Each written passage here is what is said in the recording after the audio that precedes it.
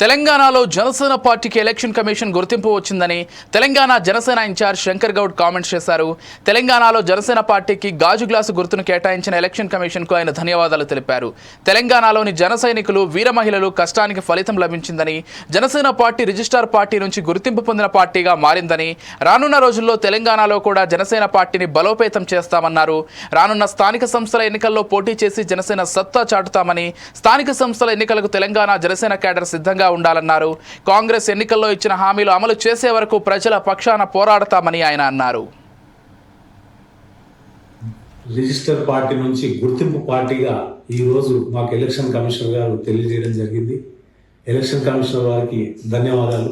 ఎందుకంటే అనేక కష్టాలతో కూడి ఈ యొక్క పార్టీని పెట్టిన జనసేన అధినేత శ్రీ పవన్ కళ్యాణ్ గారికి, జనసేన తెలంగాణ వ్యాప్తంగా ఉన్న కార్యకర్తలు, వీరమహిళల తరఫున ధన్యవాదాలు తెలియజేస్తున్నాను.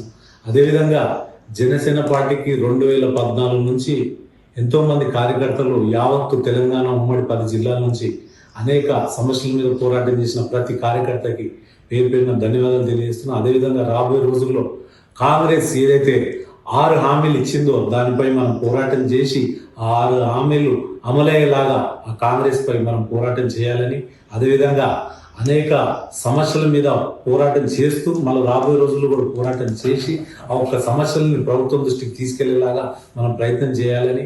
ఎందుకంటే గతంలో ఇంకో పార్టీ ఇంటికో ఉద్యోగం అని చెప్పింది, అది 10 ఏళ్ళు పాలించారు. ఆ తర్వాత 6 గ్యారెంటీలు మేము అమలు చేస్తామని చెప్పుకుంటూ సంవత్సరం గడిచింది కాంగ్రెస్ ప్రభుత్వం. ఇప్పటి వరకు ఎక్కడ కూడా ఈ యొక్క హామీ తప్ప మిగతా హామీలన్నీ అదే విధంగా ఉన్నాయి.